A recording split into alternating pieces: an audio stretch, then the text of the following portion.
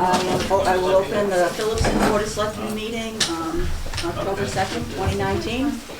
And this meeting is being recorded. Good evening. The time now is 6:30. I'm Chairman Mike Curry, and I'd like to call this Board of Selectmen workshop to order on the second day of October. On behalf of my board, I also want to extend my thanks to the Phillipston Board of Selectmen and the Phillipston Fire Department for hosting this joint meeting between our two towns. Thank you very much. Thank you. So, I was going to start with,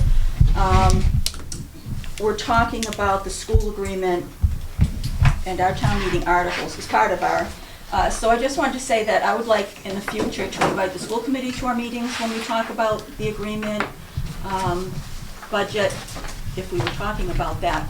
I just think their input would be helpful, and it would probably save us time in the long run. Right. I think even with the discussion, I can see Lori in the audience, so I think that's great that they're.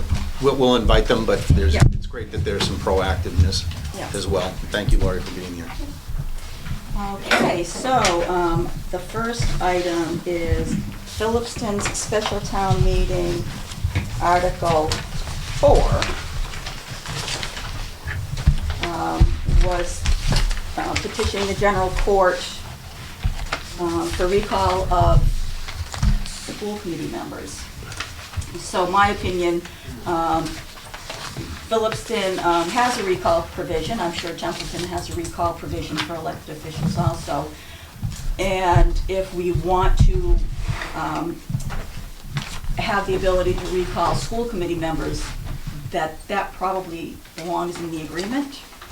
That I would think both towns, that's a question I had at our meeting, that both towns would make that provision. The numbers, and I couldn't find, I have hours, but I could not put my hand on it today. I don't believe the number of voters in this article were the same as the other. That's not really important right now, but that was Article 4. That failed.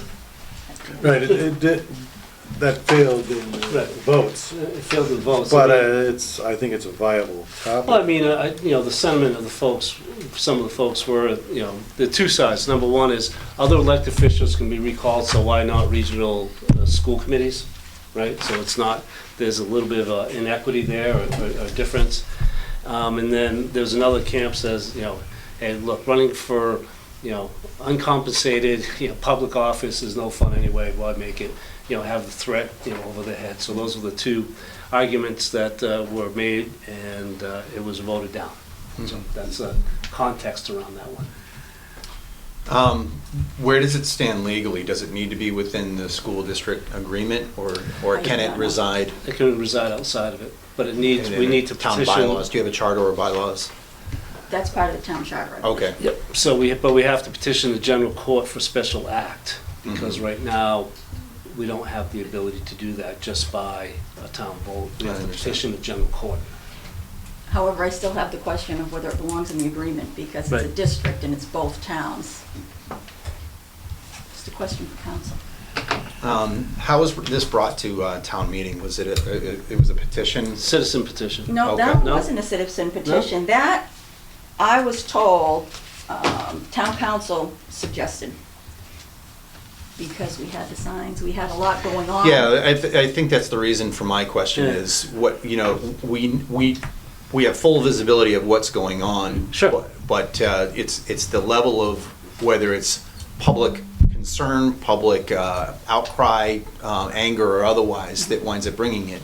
Yeah. I think I agree with you that there's, for equality, if we have written in for elected officials, that there's a recall provision, I certainly think that there's room for a discussion for it.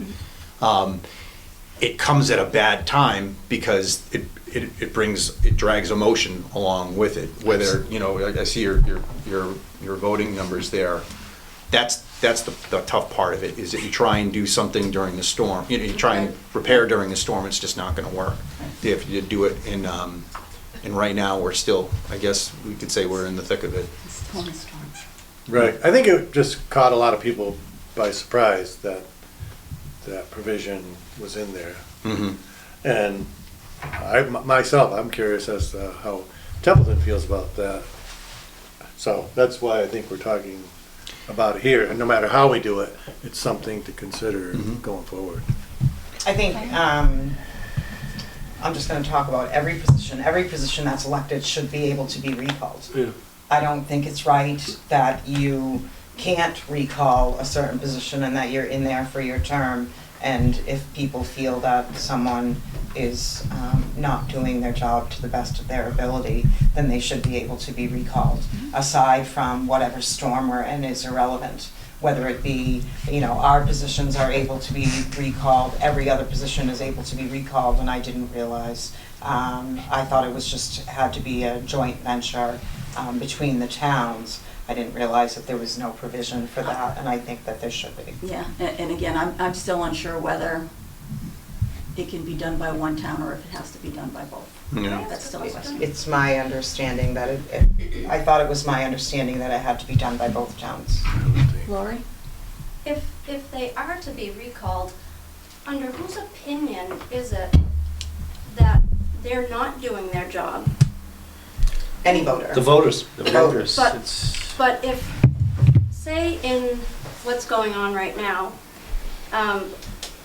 the voters of the voters of Phillipston didn't like what happened with our budget, and where the thought was that we were going to move the kids over into Templeton, and voters didn't like that from Phillipston. How could that possibly be not the reason to recall the people from Phillipston? Why is that a good reason to recall? I honestly don't know how, I know how recalls work. Anyone can take out a petition, you get the signatures you need. Is then the person just automatically recalled? No. What is, so Carter, do you know what the process for that is? First, let me say that whether it's done by special legislation or as an amendment to the agreement, I think the most key issue is whether or not the two boards want to look at doing something. So you have chosen a method of construct of your board to get around the one man, one vote rule by electing the members from Phillipston and the members from Templeton across the whole district. So in conversation with council and others, the recall would have to be across the whole. Normally, and we'd have to look at how your recall is structured and how Templeton's is structured. Normally someone goes in with a handful of signatures, depending on the local recall, perhaps 10, that has to state in clear terms why they want the person recalled. Frankly, that could be as simple as, we don't like the action they took on fill in the blank. We don't like their attendance record. We don't, we think they failed to represent us properly in doing A, B, or C. It can be for any reason. They then have generally this town clerk would certify a series of petition papers for them. They have to go out and get their petitions with the requisite number of signatures, and then it goes on the ballot. Some recalls, the new election and the recall are part of the same ballot. In others, you recall people, and then there's a second election. So there's really multiple different ways in which it gets done. But I think it all starts from, is this something the two boards want to pursue? And we got the things from the town meeting as kind of this blank email blast with no. So I had to call Kevin and say, what are we doing with these? Which is when he and I suggested the boards get together. And if I might add, I think it was just the fact that there could not be any recall, regardless of what it is. I mean, Phillipston voters didn't say, yes, we should go ahead with this. So it wasn't necessarily a reaction to what was happening presently. I think it's a good. I think Lori's question is a good question. It's her question is based. It's basis. What's qualifying? Right. What is the basis for a recall? And I think the answer becomes both procedural And that's the nature of an elected position. I take it as a given, you know, if there's something that I vote on or that I do, whether it's a chair or just, you know, with the normal course of a vote, if someone doesn't like that or thinks that I have an agenda or something, I would feel susceptible to that, and I would understand it and accept it. Yep. I think most, Those are- and I wish I had the numbers, but you have to get a lot of signatures for a recall. So if you get that many people, Yeah. then I don't know what those. So the frustration level, I think, you know, that comes back to Lori's question of what is the basis of it? It could be anything. It could be attendance, like Carter was saying, attendance record or otherwise. I think once you get in the realm of elected official, quote unquote, that's where you wind up saying there's no, you know, anyone can show up to a town meeting, anyone can start a petition. It does, like you're saying, go to the number of signatures, but otherwise it could be something completely baseless. And hopefully enough people would know that. Yeah, we just happen to know right now what the current feeling temperature of the situation is, yeah. Tom? To answer Lori's question, I think usually, at least in the case that we're kind of thinking about, there was a general feeling that our elected officials were not doing the will of the people that elected them. That they were all totally off left center. And so the feeling was then to recall them and start over again. And the other thing to add to this, you can do a recall if you have somebody whose conduct unbecoming elected official in many ways. Comments, actions. Years ago we had an individual or two that were totally inappropriate in terms of their actions and what they were doing with town computers. So I think personally I give people a lot of credit that, you know, they're not going to do a recall on somebody because they're not driving the same car as you or they live on the other side of town. I think it becomes more serious and well thought out.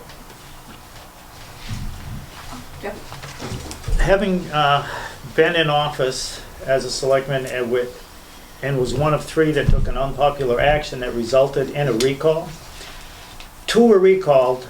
I was not, for some strange reason. And there was like 700 to 800 people that signed papers.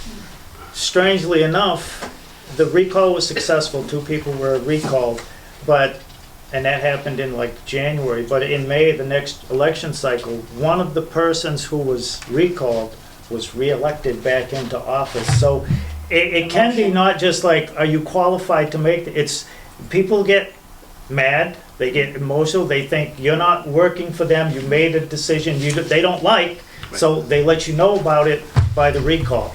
And as that case there, they can change their minds and say, you know, we were just mad, maybe we weren't really right, or maybe it wasn't justified, we were just mad, so you can put them back. So to Lori's question is what would qualify it? It's the will of the voters at the time.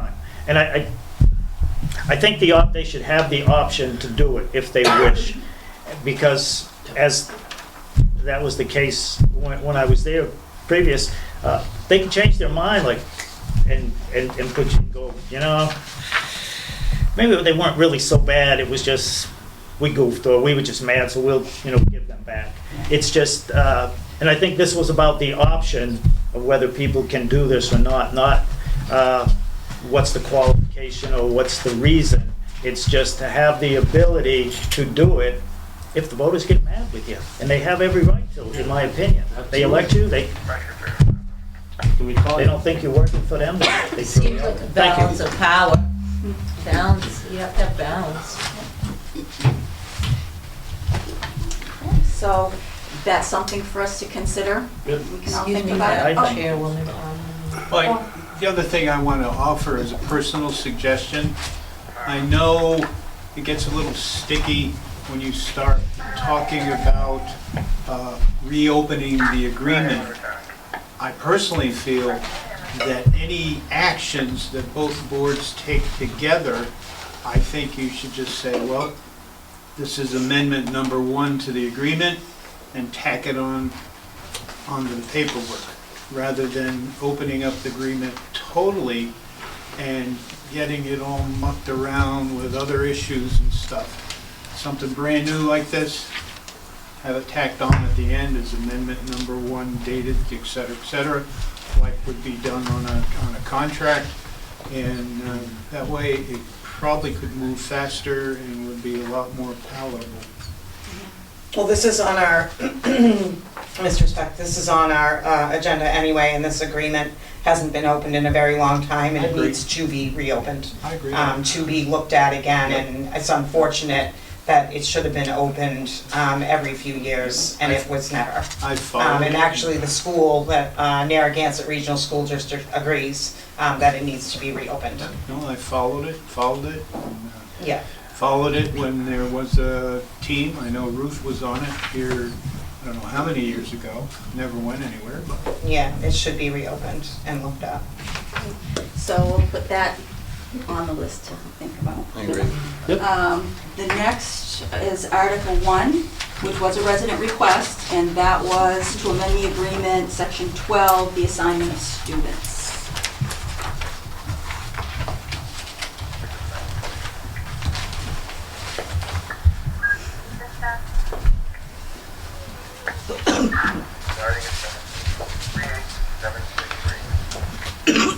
So that's just a direct reaction to Sure. the action of the school committee and at one point when they took all the elementary kids out of Phillipston. So that's the genesis of that.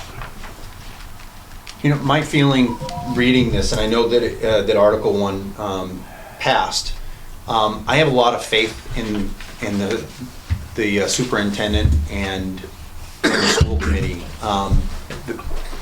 Micromanagement, I tend to try and stay away from micromanagement. If we have people that volunteer, whether they're elected or they're contracted or otherwise, you know, there's a certain level of risk and trust. This, you know, I listened to Superintendent Casavant, I listened to the school committee, and I understand where they make their decisions or otherwise. Something like this, to me, kind of hamstrings the process to say, wait, you can't do that because we've got something that the town agreed on, you know, bylaw or otherwise. If I'm reading it correctly, it seems more like micromanagement than the ability to try to maintain balance. Well, you're right, because we had that person from where, Kim? Mars, Dr. Marshall. Correct, yep. And she kind of had similar comments, that number 1 is that you kind of, you know, handcuffing folks, and number 2 is the state might not even look on this favorably given kind of the demographics and given the enrollments and what it's looking like and what it's trending. So that was just her opinion as well. Right. My understanding, the way this was drafted, so was this sent to this, Kevin's not here, did you receive it from the school committee, or you received it from Kevin? We received just an email blast Right. with a number of your town meeting warrant articles Yeah. from your town clerk. Yeah. With no description, Okay. other than Okay. when I asked Kevin, you know, do we want to get the boards together? Yeah, I saw him this And morning, and I see. didn't realize it hadn't been, he wasn't going to be here tonight. My understanding was this would go to the school committee, who would send it to the towns, it's in the agreement. Ruth is looking it up. Kim, I haven't seen any of your. You haven't seen any of it? I haven't seen any of your articles. We have an extra one. And I only say that because you make the assumption that it's been sent to the school committee. I haven't seen it. No. I Okay. don't think she's, yeah, the district agreement. Okay. May I Go ahead, Ruth. Okay.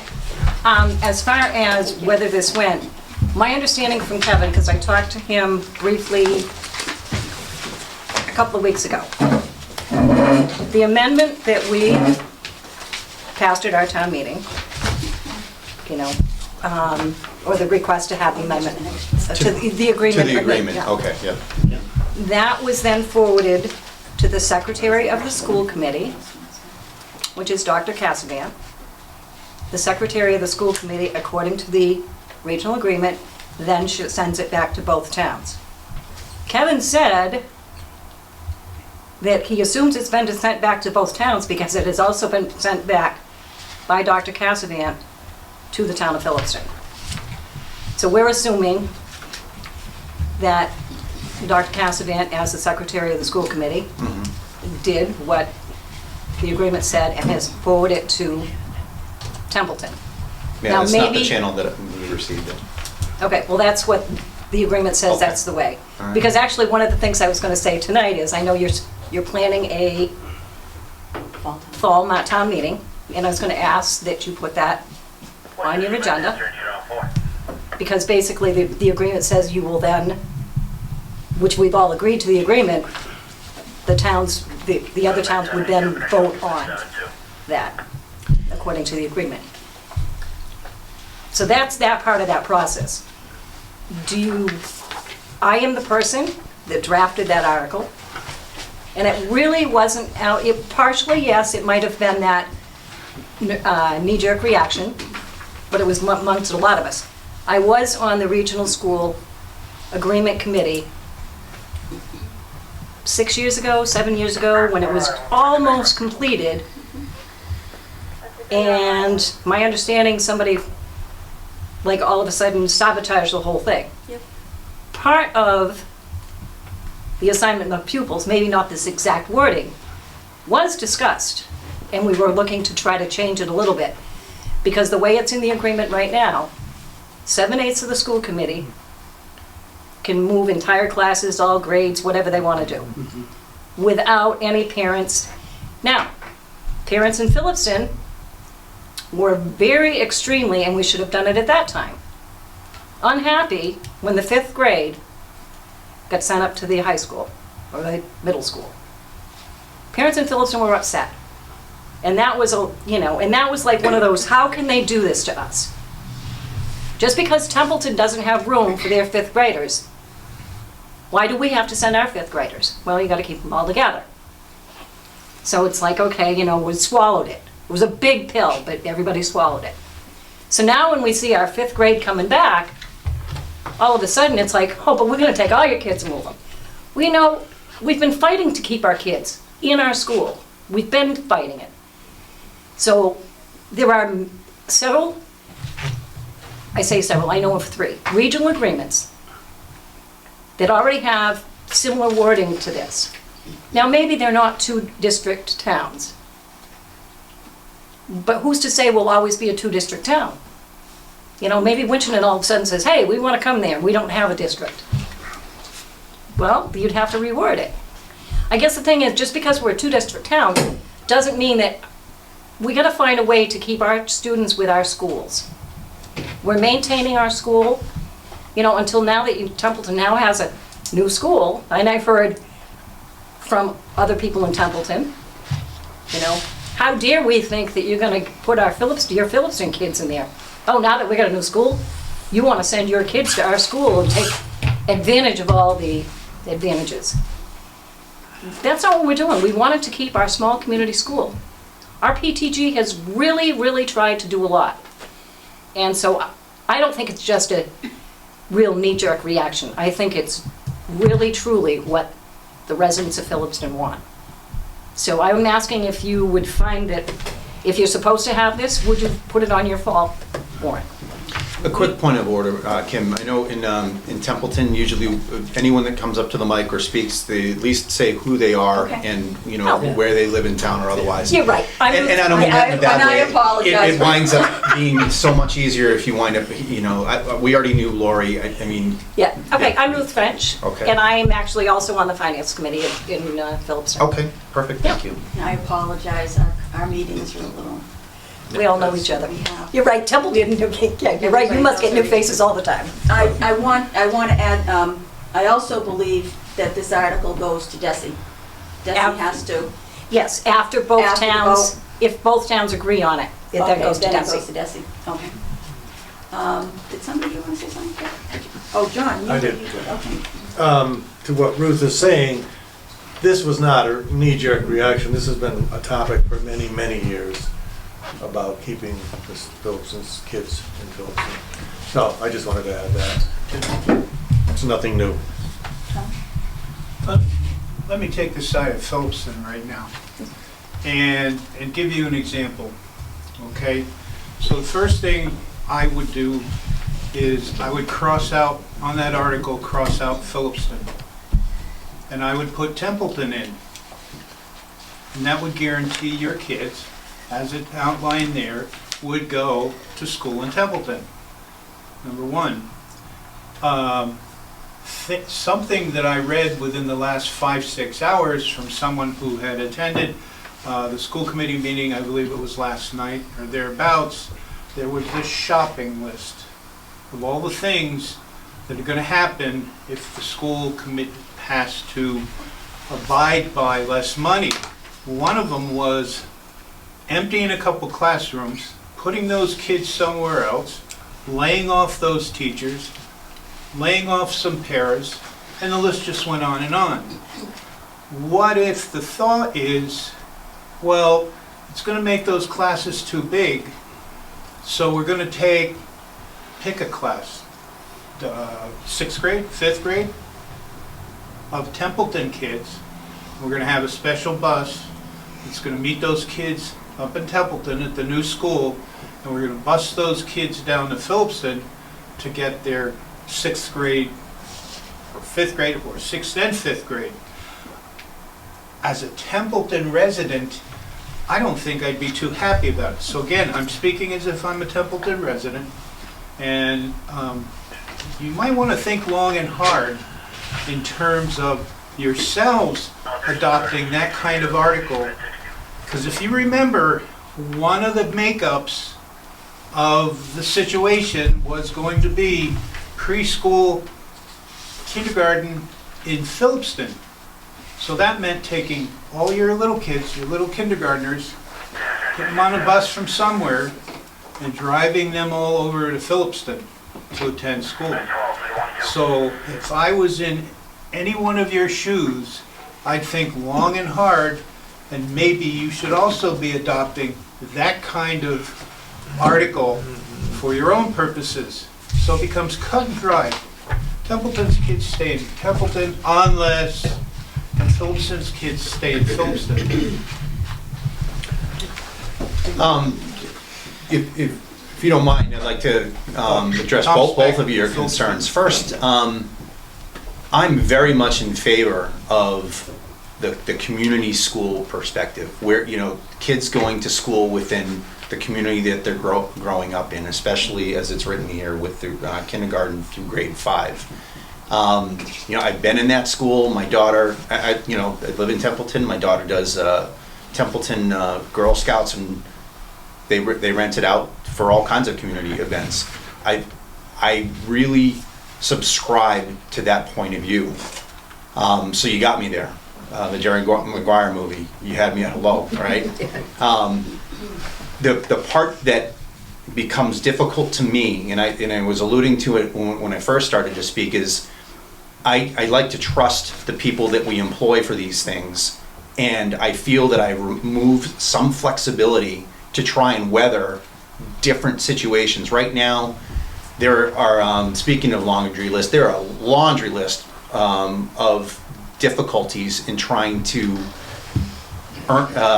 make the budget work. You know, we say that there's a problem with school foundation. We say that there's not enough revenue generated by the town.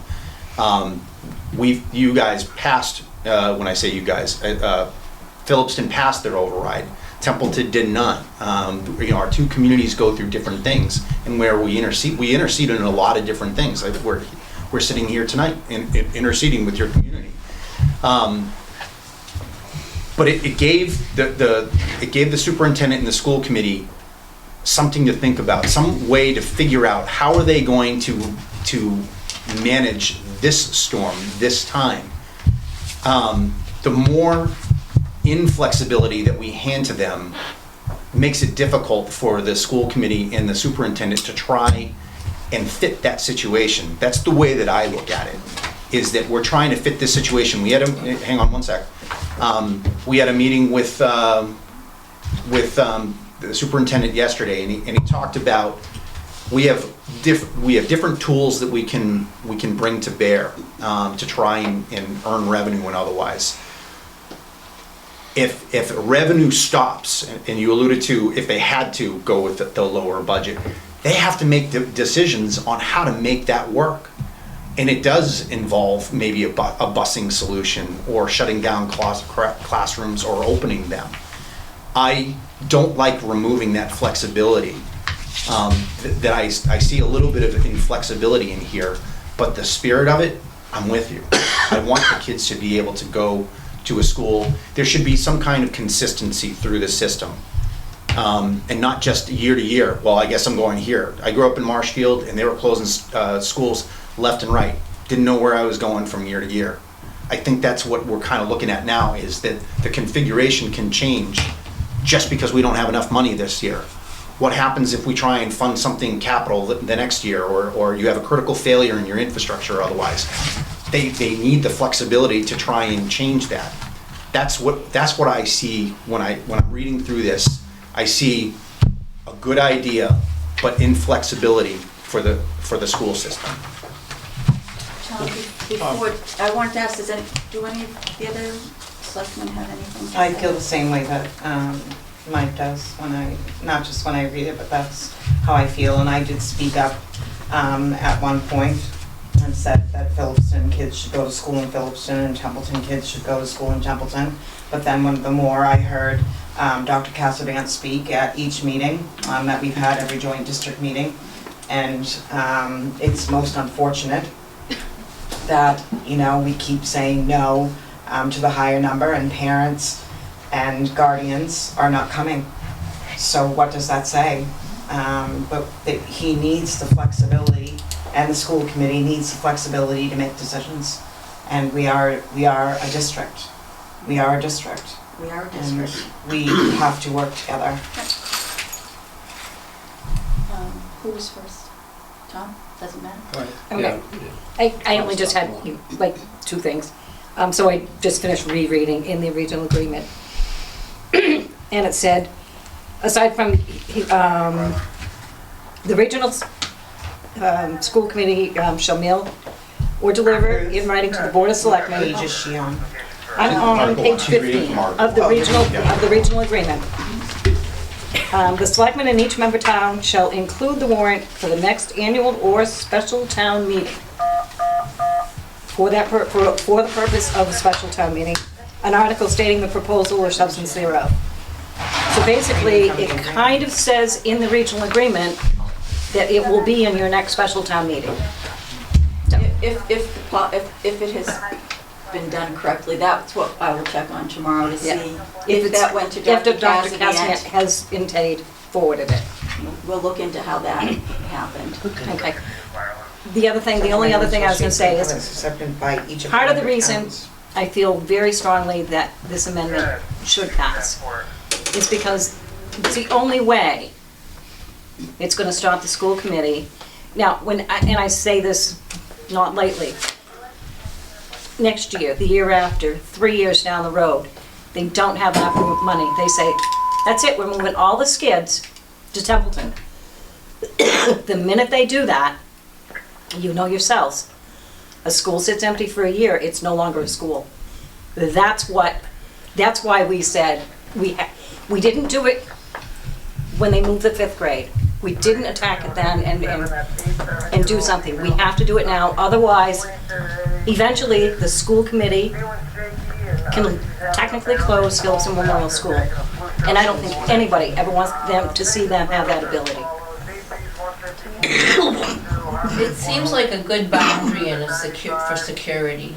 It seems like a good security measure for both towns. What if, alluding to Tom, they say, oh, 7th grade, we're gonna send them to Phillipston?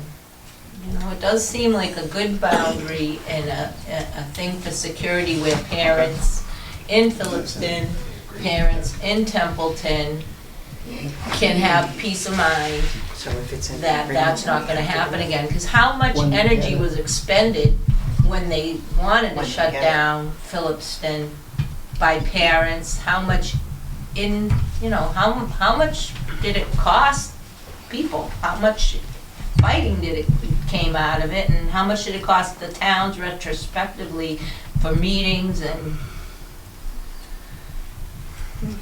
I'm gonna let I, Lori. well, I wanted to Okay, respond to and then her Laura. quickly. And I agree with you. And like Phillipston, Templeton's probably in the same boat. We have people in town, and some of them are here, who literally moved to Phillipston because of Phillipston Memorial School. And I'm quite sure the same is happening in Templeton. There are people moving into Templeton, more especially maybe now because of the new school, because they feel that their kids will get better education. So, you know, it's brainstorming doesn't, it seems like people forget that there's other avenues to solve problems. And they focus on one thing and that's it. And instead of brainstorming and coming up with new ideas that are gonna keep the peace and resolve the conflict or resolve the issue, they focus on the issue instead of what should come next out of this. What can we give birth to? Lori? I'm not quite sure where everybody got the idea that we were going to shut down the memorial school. It was that we were going to put preschool and kindergarten in the memorial school. No, we're not. So we were not going to shut the Right. school down. Right. If I could just let that get out there. Yeah. Oh, Diane? Well, according to what Ruth read, she is accurate, and but we just haven't received Yeah, it yet, I'll so check on that Yeah. tomorrow. if you do that, then we should make sure that Yep. we receive that, and then we In have to have proper- a vote by the in the proper- communities. Okay, Tom, one last comment, I guess? Ms. Griffiths, I'd like to add, you know, I've been an educator now going on 43 years, and it still accumulates. Same school, same system, accolades as long as my arm. These people, although it was not alluded to at the joint meeting the other night, get paid darn good money. And they get paid to be creative. I don't see anything done that would hamstring them from being creative. That's what they get their doctorate in, that's what they get their bachelor's in, et cetera, et cetera. And, yeah, okay, situation happens, they sit around a table and they become creative and they come up with hopefully a few solutions, not just one. And I definitely think that Templeton passing something like that, Phillipston having it passed, I think it would enhance the education and at least bring some security to the people of Templeton and the people of Phillipston, that they know where their kids are gonna go to school. This is a little off topic, but Kate Fulton had mentioned at a previous meeting about Finland being the model. And I think one thing that our government and our schools lack is that creativity. They've taken it out. They're teaching to test. They're not allowing kids to, the teachers and the kids are there like their hands are tied.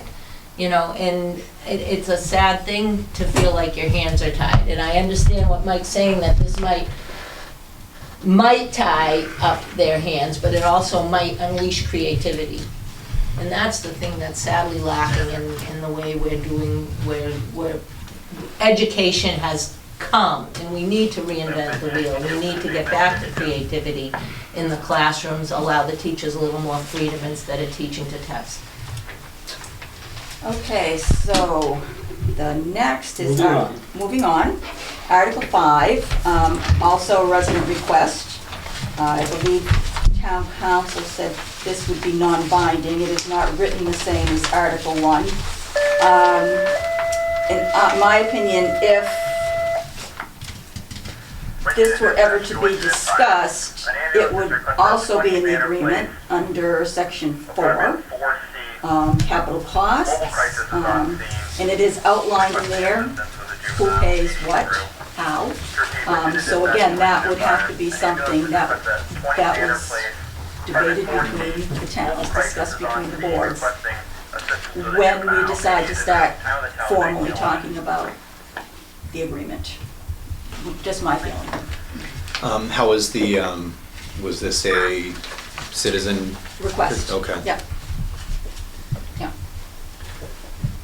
I mean, my first questions are, what's the necessity for it? You know, if I'm naive in that, I mean, anybody can say so, but what's the necessity for having an agreement where we swear that we will not make you pay for our school?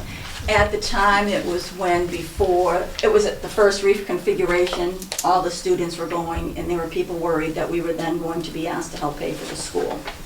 Then the kids were put. I don't think we legally can be, can go after you for a bit, send you a bill. Probably not. I mean, there's leases with the buildings and so forth. I don't believe that, I agree with you. I don't think that we could go after Yeah. you to help with I understood building the spirit or- of it, but I didn't, what I did not understand was the basis of it to say, does someone know something that we don't? Is there a special law where I can actually, Send us a start bill? shaking you down for some cash? Yeah, no, I think it was just No, fear. No, I think that was the knee jerk. Okay. Yes, Yeah, so that we could even legally do this, Right. kind of sounds like loan sharking. But As I said, it it was passed not your, binding. but it passed your town meeting, It so I did. mean, I It think did. we should definitely address it. right. I want to be address it. You've got a hand up out there. Tim? Tim Haley. Hi. I think it also was, if it did come down to closing Phillipston School and then all going to Templeton, then, would it be saying then also that, Right. well, now that it's part of the district, or, would we be on the hook for Right. some of that also? Because it's town of Templeton, not Narragansett. Yeah, It was but Yeah. if the whole school was closed down and everybody was going there, now we're sharing that, and Would the Templeton be district the told us we had to go there, would there be some sort of a responsibility for us to help pay for it? That's, I don't know for sure, but that's That what was I the was spirit. kind of taken from it too. I don't think that you need this agreement, because I think it would be illegal for us to, again, I say it very, shake you down for cash. But I don't see, Carter, I mean, I don't know if this has gone to our legal counsel or otherwise to basically say there's basis in it. I Someone have was no on the. instruction from the board yet, so I Okay. have not offered to help pay for his next canal boat ride in France. Terry? I just thought that they would be two separate things, the school budget and the students versus the building in Templeton, two different budgets. Two different parts of the agreement. This wasn't mentioned as part of the agreement, but when I read through the agreement, it covers capital and operational costs. And so if it were going to be discussed anywhere, I would think it would be under that section. That's all. So your voters compelled you to ask us this question. I mean, can we, I don't know what my board thinks about respectably declining to give you that, Scout's honor, we won't do it. No, I don't think we're in the position where we would do that. And I don't know if there's any other comments. I know we're on workshop. I don't feel the necessity to provide that for you, for the town, for your town. And if it becomes an issue, it would, I would think, be done through the agreement and capital. Right. Right. I think then we would open up more of a discussion with you, but I don't Yes. feel the necessity to, No, that's not something we're seeking from you. no. I never even thought about that. Yeah, if it was done as a message, that, I think it's That's the run its answer. course, and, the message is received, and again, with the gentleman in the audience, knee jerk or otherwise, I don't believe that we could legally do that, so I don't think that we needed to formally reply with an offer of, we will swear not to charge you for our school. Okay. So then just regional district agreement. We've just been talking about a lot of that. Is there anything in particular anybody wants to address at this point? As I said, I think if we really want to dig into this, it should include the school committee. Pardon? You weren't in the room, but 3 years ago, board was in Templeton Town Hall. And I when wasn't there. the matter of the district agreement was brought up, the district said, well, we'd like to take some time and have our lawyer look at it. That was 3 years ago. Who had said that? Our town or? We had jointly talked about the need to look at the agreement because there were some specific things on our mind, the amount at which a repair became a capital item. This was done many years ago when $5,000 was considered capital. The setting for getting the budget, that's better, but we'd wanted to codify it within the agreement. Neither town ever got the results of that analysis, and in subsequent conversations, when this board has spoken to the school, and I believe when you've spoken to the school, the chairman has essentially said, well, y'all can ask for agreements. Right.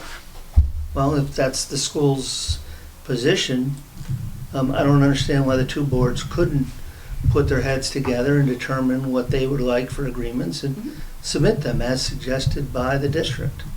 They've had 3 years. Thank you, Mr. Chairman. Yeah, I wasn't on the board then, and I was not at that Right, meeting. it was different people. Yeah. It was I different know people nothing for our about board that. as well. I was on the board, but everyone else here is new. And we tried to open the agreement and we tried to have some discussion, and they said that they would look at it, and we've not heard anything. So and you've already brought up some concerns, and the public has brought up some concerns. yeah. And I think that we should look at, the pieces of the parts and go through them. And I think it's a good idea, because the agreement is supposed to be opened and looked at, and maybe we do our piece and we send our pieces to them and we ask them to respond, because they're not responding. Was the school committee at Yes. that meeting? Yes. They were? The chairman and The the chairman's- But not the whole superintendent. chairman and the committee. superintendent. Okay. But if I may, the chairman has subsequently, whenever the subject has come up, and I believe the chair said essentially the same thing to you. Yeah. If The you same. want agreements, there's a mechanism for you to ask for them.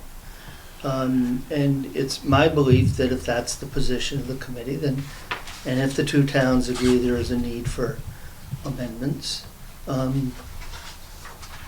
think that 7 tonight, 8 intelligent folks who, with the aid of counsel, could look at the agreement and construct improvements to it that might meet everyone's concerns. Jeff, what's the time frame in the agreement? I think you had specified that before. Well- The agreement says that we're supposed to review it It's supposed on to a be periodic. reviewed every 5 years from the effective date of this amended agreement, which it has stamped on it 2004.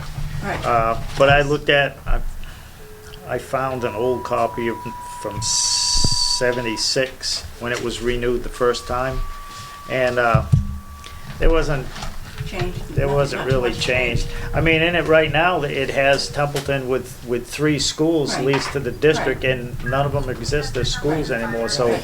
So there's. the agreement really does need to be opened up in Yep. Oh. Absolutely. A to Z. So we'll. But the school committee is supposed to examine it according to the agreement every 5 years.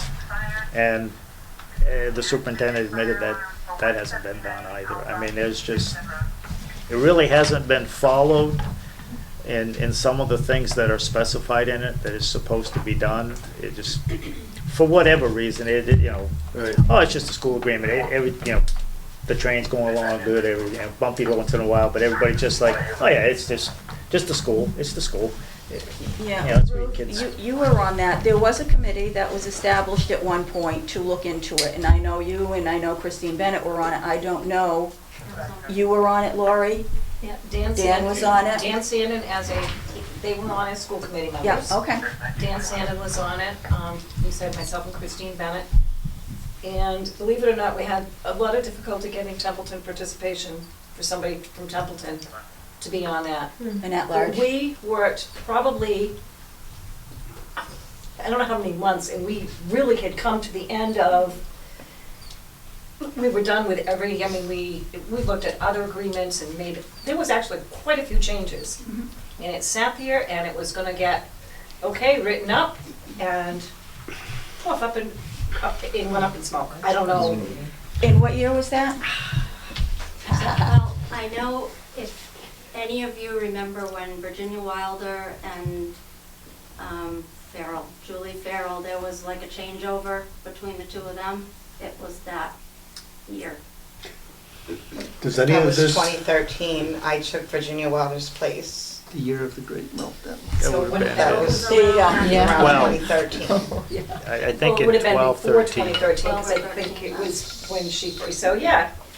So I was 2012 thinking it was maybe. 6 years ago, so 6, 7 years ago. So an attempt has been made, and we'll try again. Yeah. It sounds I like was we got wondering our if- work cut out for if us. any of We- that we owe it- documentation exists. We really owe it to both communities to do Somebody's that, very- yeah. Tim? You know, the history is all good and everything like that, but someone said there is a way to request that it gets looked at, or, So we should put And maybe should a there be- committee together again Sure. to have it looked at, and it would be nice A to formal have some request. people with some history, and, or not, I mean, that would be, Yeah, we'll I have to mean, think however- about how to put it I mean, how do you together. want to do that? I think, the genesis is happening right now, that we're basically pledging, To work on it. at the, people are gonna watch this video and they've already come to the conclusion 5 minutes ago that we need to do this. Yeah, right. Oh, yeah. This is well overdue. It seemed like a lot of work, from what Ruth was saying, that a lot of work had been done prior, never made it into it, so we're working with not a broken agreement, but a tired agreement that needs to be refreshed. Right.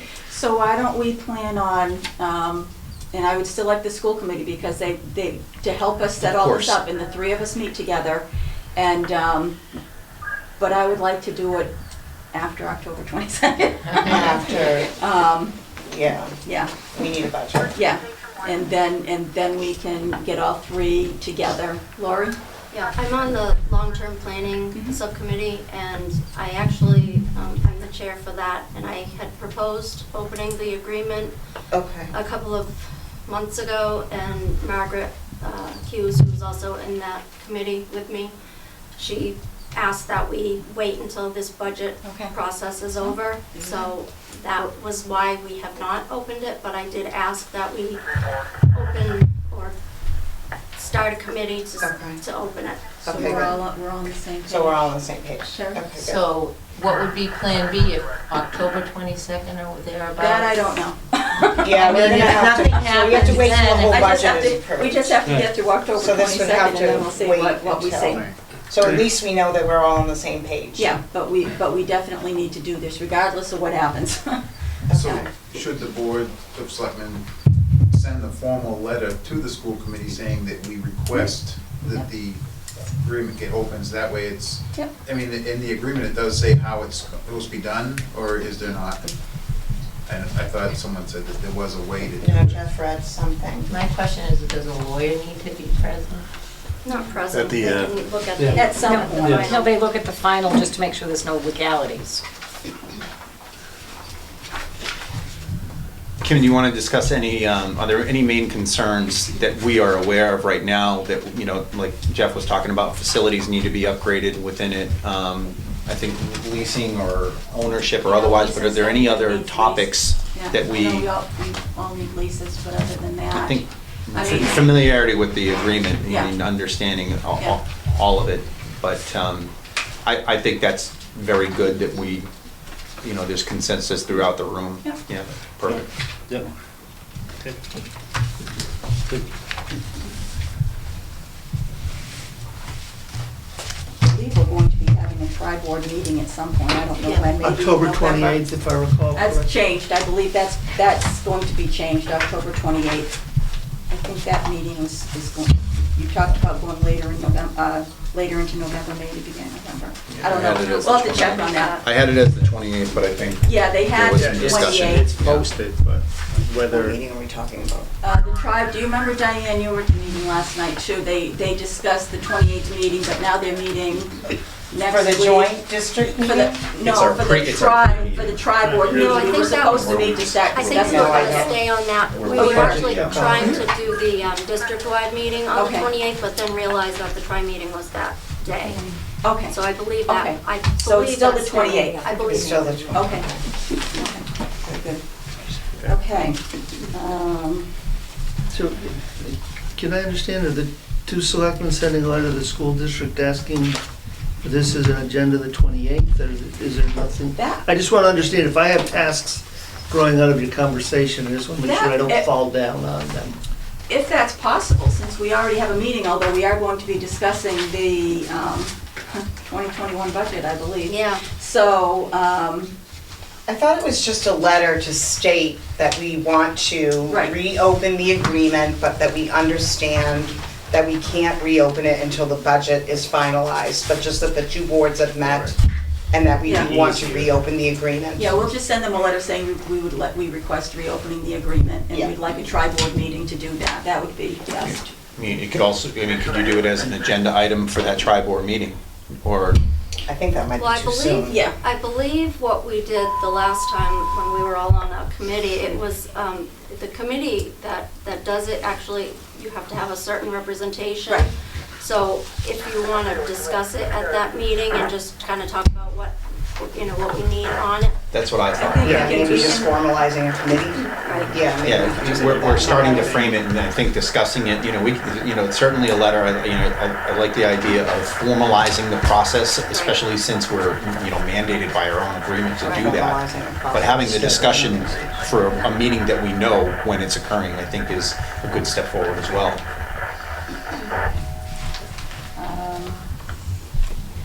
And then, next on the agenda, other areas of joint interest.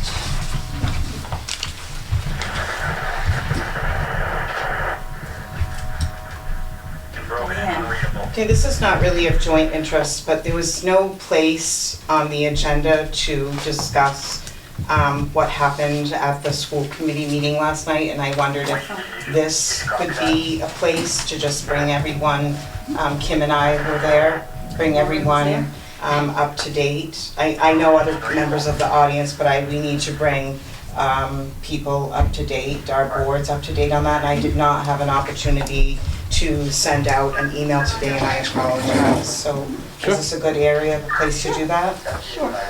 Okay, so hopefully, I forgot to bring my notes with me. I didn't get to go to the finance meeting, but Jeff did, and he brought me up to date that they did have A, B, and C, and then the original number. They did have some other solutions, the 19.5, and then another with $140,000 less.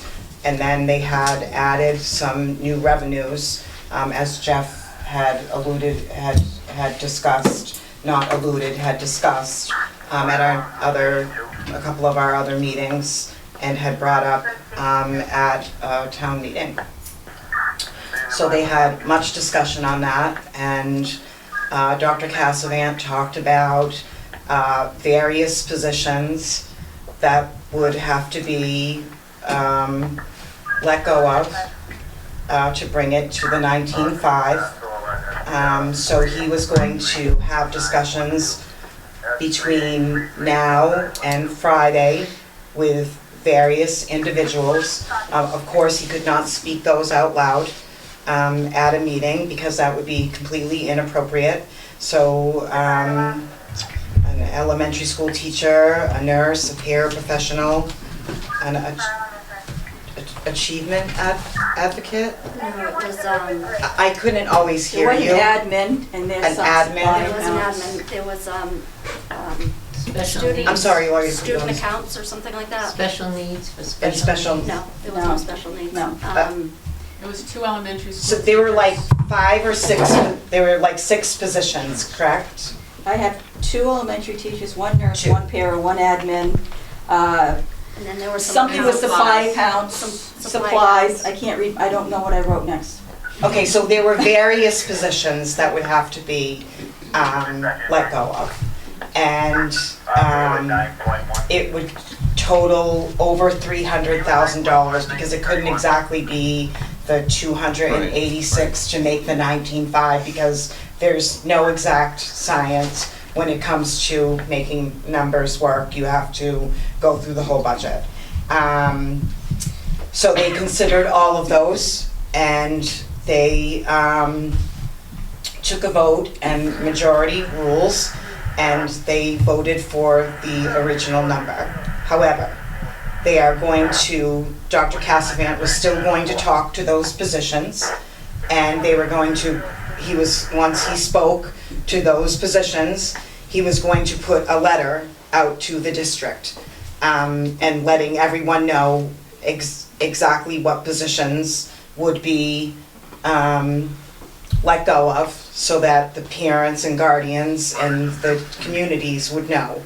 And they would like to see how the communities react to that. And they are coming together on October 9th to discuss the reaction and they would take another vote on the numbers again to see where they stand and they would have more discussion on either the 19.5, a different number in between, or the same number.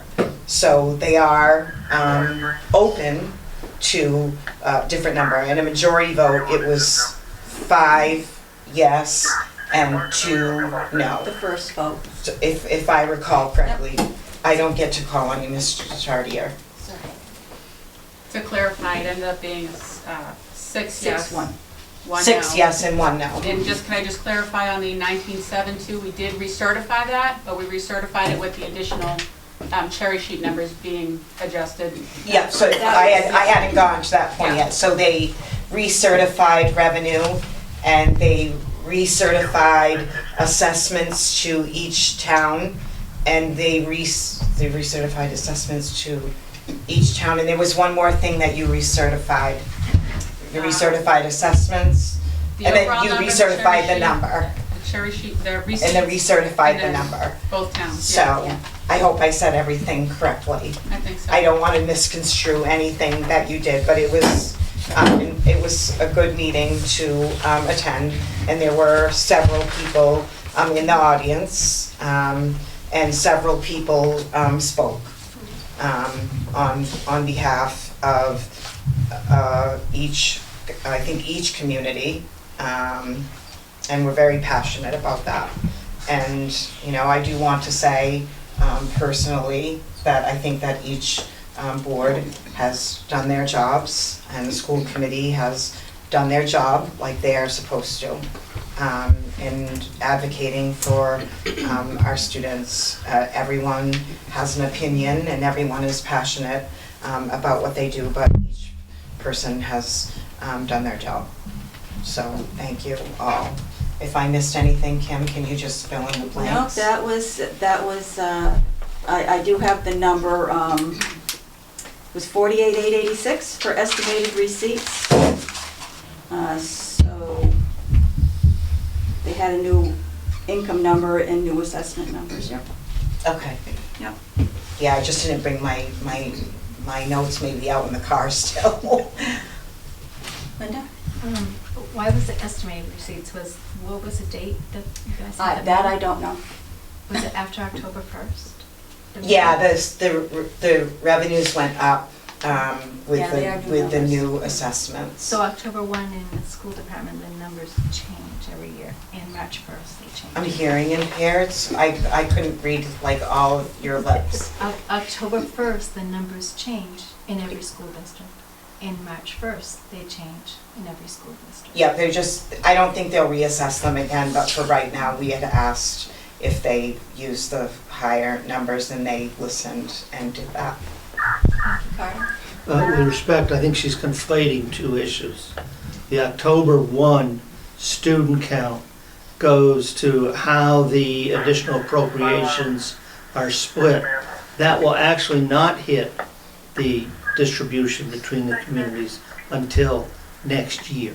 That will be used for fiscal '21. So the additional revenue that was used came out of the final state budget passed in Sorry, I said mid that. to late July. So they're two separate issues.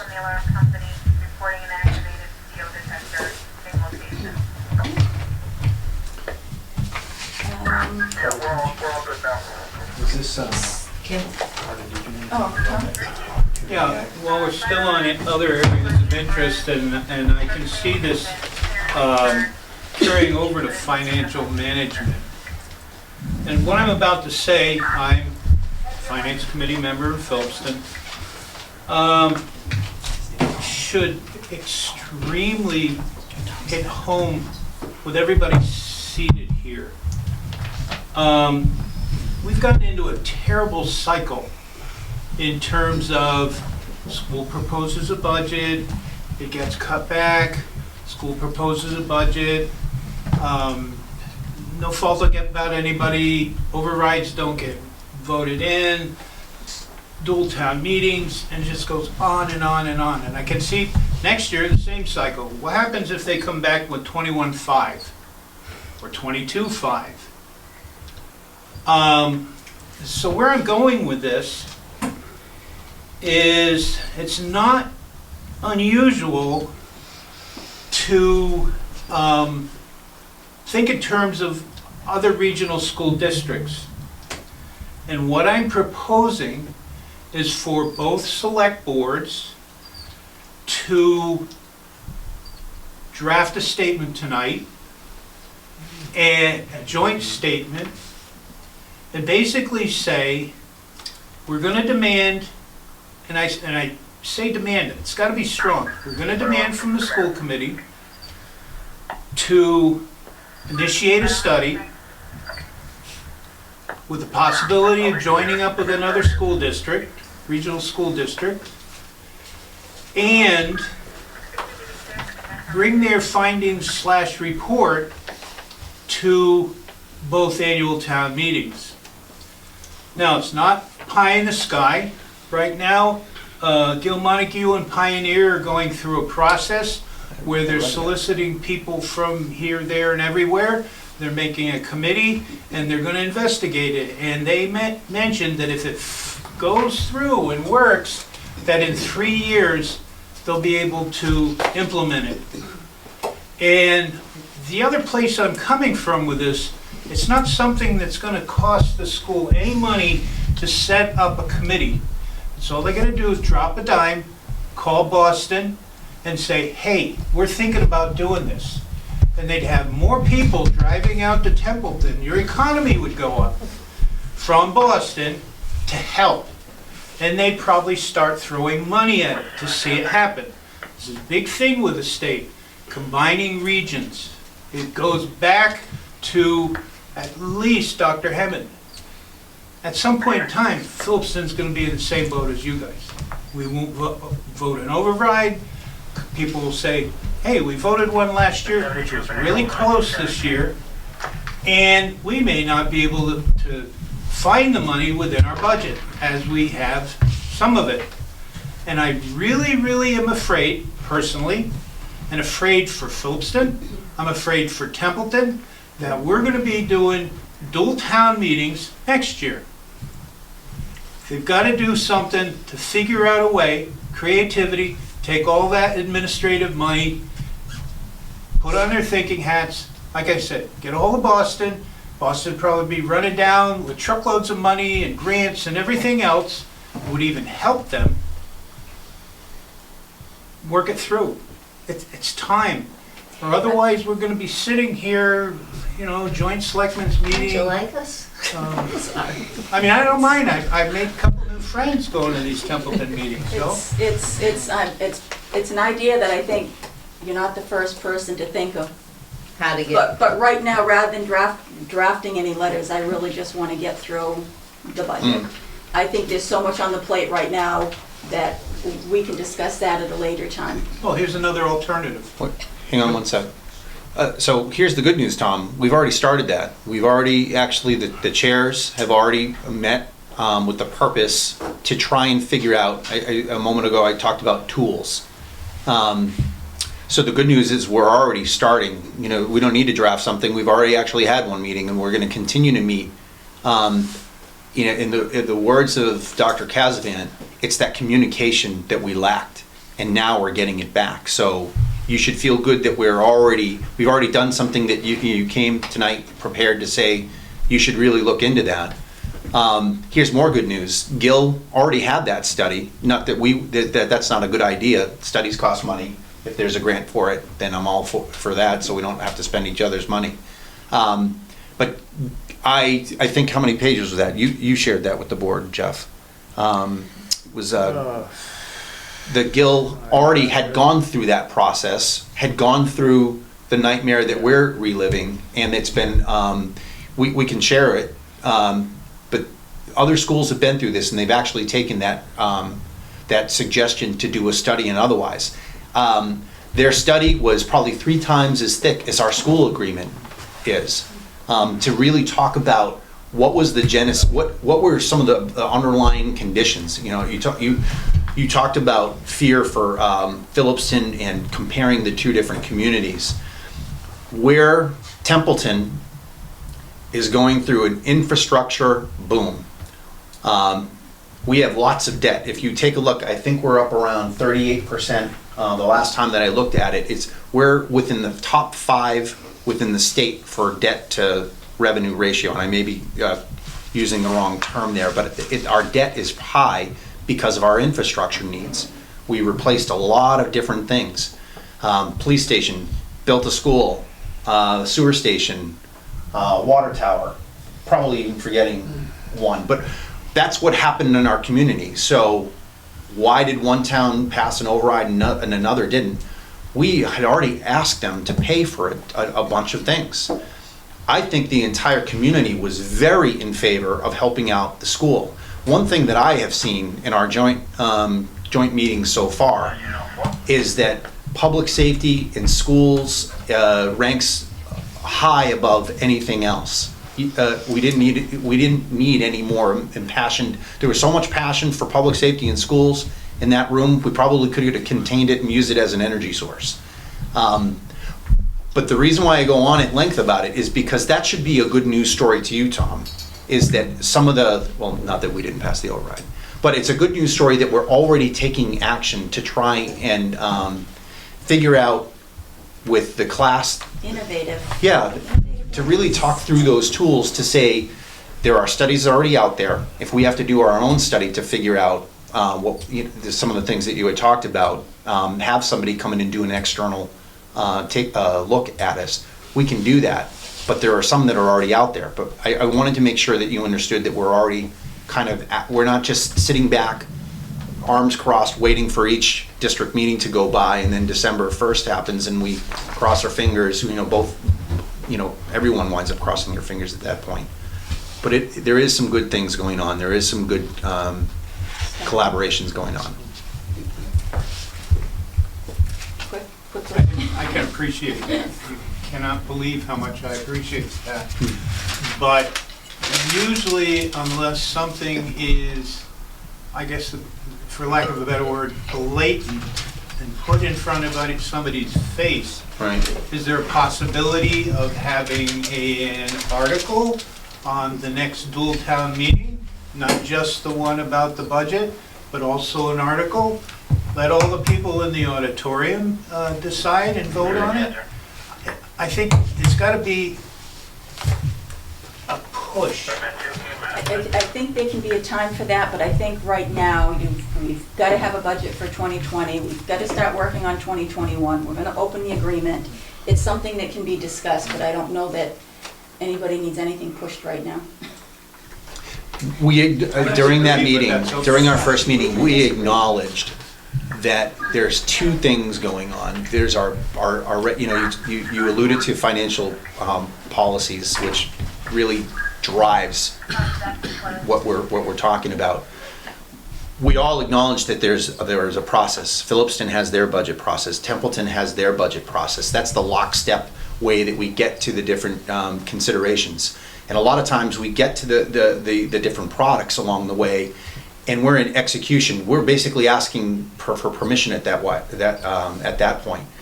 What we realized at that meeting is that we were not having those ancillary discussions to try and explain things, to say, hey, I've got a budget shortfall, or what do you think you're going to be able to give for your minimum, your local contribution this year?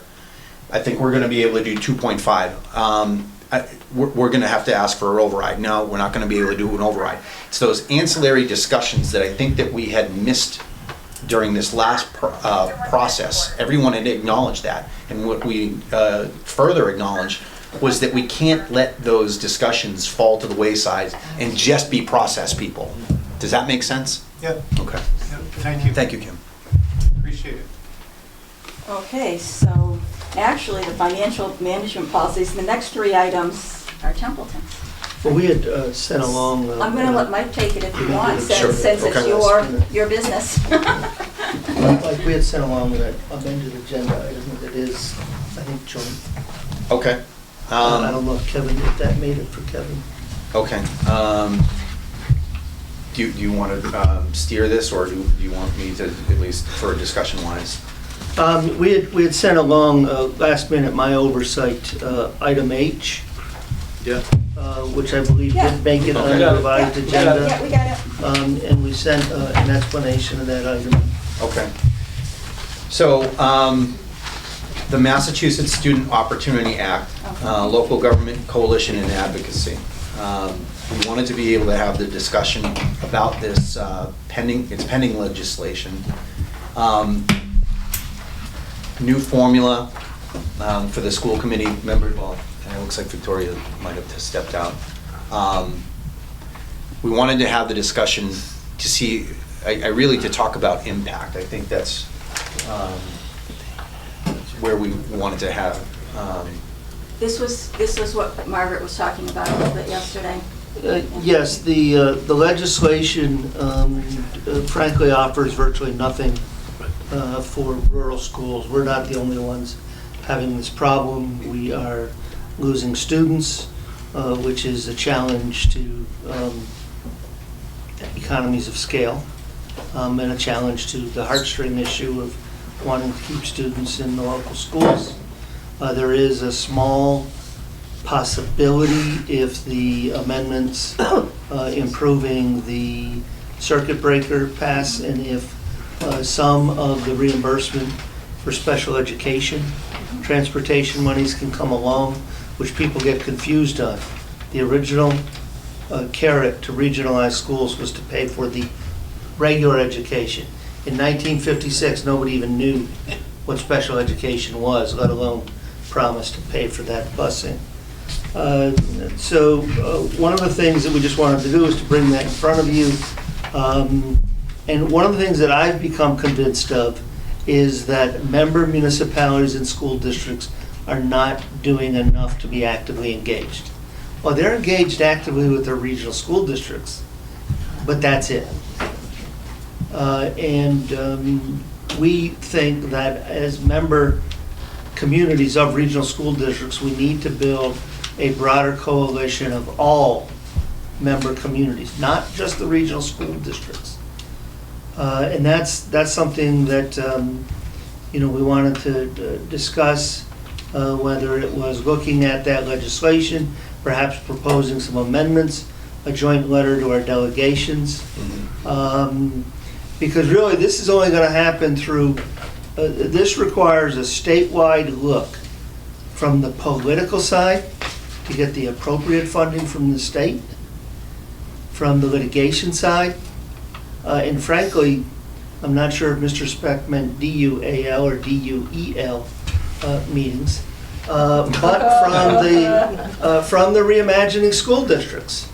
In Templeton, we have taken advantage of $85,000 of community compact grants over the last 4 years to look at the fire district issues, to look at accounting issues, to look at financial management plans. Those monies, we believe, could be made available to the district if it wished to take the lead in that area. So we wanted to make sure everybody was aware of that legislation, how little it does for us, and to try to begin an effort of, with these boards, reaching out perhaps even to others, to build that local coalition of member communities. The regional school district should not be standing on their own. There's 44, I believe, which represent 140 plus or minus communities, almost 40% of the state, and yet we don't even get a seat at the table in the special study committee. No one from STAMP, small town administrators, no one from the select boards of member communities, no one from the Mass Municipal Association. They kind of thump at large, but frankly, they're driven more by the interests of the larger communities. And I think it was, Mike, to try to build that coalition and see if there was interest in an overall larger united front on this. Thank you, Carter. I think part of having the, and thank you again for hosting, but having this meeting is to have these discussions to say what we're doing in our own, if we have a school district, but what Templeton's doing is not going to be enough, and there's not a voice. I know that we see Senator Gov't and Representative Whips often, and I know that they tweet, they post about different victories they get, but they're small. They're small in consideration with what we're going through. And I mean, statewide, I think that, I said this to Chris Casavant the other day, or I was talking to Margaret about it. What our problem is almost smaller than what other school districts are going through within our own area. So we need that voice. Templeton, we drafted a letter. I think it was our first joint district meeting. We made a letter available to all the people from Templeton that showed up, so they could take this letter, sign their name, and send it to the governor, send it to Senator Gov't and otherwise. And it addresses the same kind of inequity that we see within this proposed legislation. So do we want to partner together? Do we want to form a coalition? Do we want to think about, Carter used the word litigation. Will it get to the point where we say enough is enough? We're gasping at this point, and we don't want to gasp anymore. So to have, not death by meeting, but enough or agenda items for whatever kind of structure that we put together to talk from a coalition perspective about having our voice heard at the state level if they're going to consider things and we don't get a seat at the table, as Carter had said. It's the only good thing that comes out of this 1/12 thing is it's, according to DESI, there was 6 districts that were in 1/12 status, and 2 of them got fixed like right in July. So there's 4 that was standing. One is Quabbin, and they've been in it. Is Quabbin still? I knew Quabbin was Wachusett. Is Wachusett in that? Wachusett was not Don't there, think so. but they have their problems not in 1/12. But Quabbin is again in 1/12, and they were in it when Narragansett in 13 was in it. It's almost like a regular occurrence. So the only thing that happens with, the only good thing that happens with this, it keeps it, that's why the state would like it to go away. You guys fix this real quick, because it takes it out of their eye. And whether we repeat this again next year, which I'm agreeing with Tom, I think we're going to be right there, because the numbers, you just look at them and the train is going that way. If we get together and approach other towns, and if we don't speak and we don't hammer at them, and can't be like, hey, will you please do this? It's almost got to be, look, it's this, or we go to court, or because we need this. This small towns west of 495, we all need I this. agree. We all need this, and we can either fight or, I mean, amongst ourselves, or we can turn on them and fight together for the common, what we need. Regardless of, you know, it's beyond, you know, Templeton School, Phillipston School, it's bigger. And Has this been totally passed, or was that like a first step? It's still just starting, yeah. amendments are now being formed. Oh, okay, yeah. 69 amendments to the Senate bill for Already? the Student Oh. Opportunity Act. Do you guys have So, any comments? No, I think it's a good idea. I'm just trying to think from logistically how we do that. You took the words right out of my mouth. I mean, I haven't formed a coalition lately, so. Yeah. How would we go about doing that? Carter has an idea. Well, I would, I contacted the, what I thought was the appropriate vehicle was MARS, the Massachusetts Yeah. I was gonna ask if Association Mars of is Regional involved Schools. in that at all. I know that some people think I can be, you know, loud voice, but it's not loud enough voiced. So perhaps if we could add one more select board to that voice and find some others, because I think Mars is the best Yeah. vehicle. We could do it, but we don't frankly have the resources and the credibility. Because it really is about three things. There's the legislation and the funding formula. There is litigation potential. We have a different set of issues than does Chicopee and the others. They have a very different set of issues. And then there is the need to reinvent school districts. And I think that we need to be leading, they need to do it because they're the ones that have to do it. But I don't see anything wrong with making it clear that we think that's the third leg of the stool for positive change. So is that something we want to think about, is having Mars come and talk to us about any of that?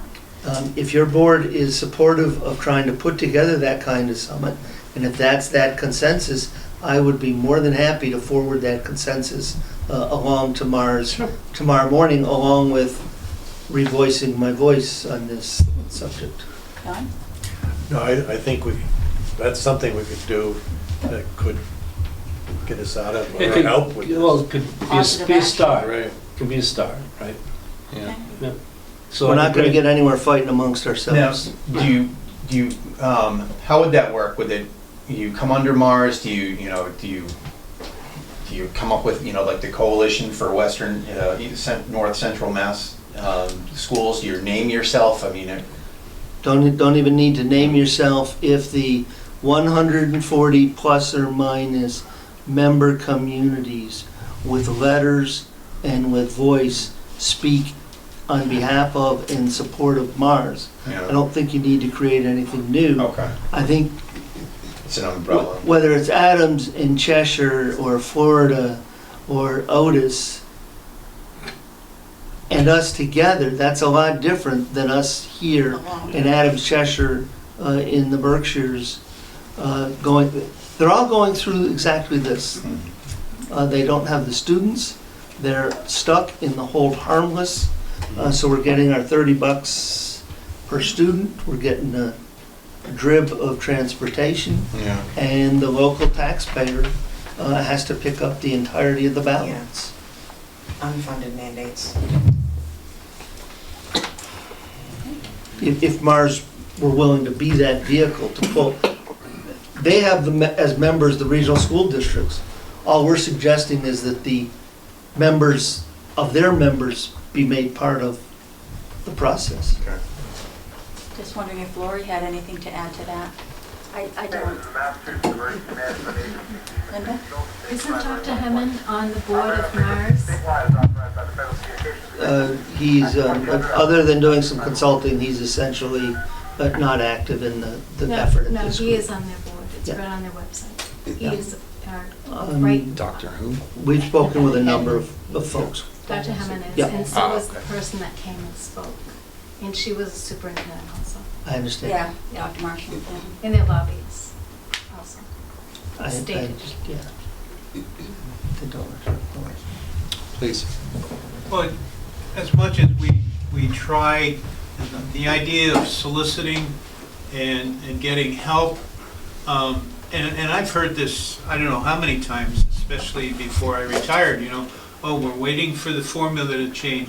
Out in the western part of the state, there was a group of regional schools that were trying to conjure up additional monies because some of these towns, there's 100 miles of roads that they've got to cover to get their kids to school.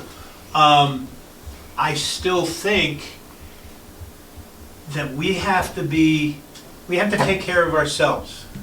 And I'm talking about both towns.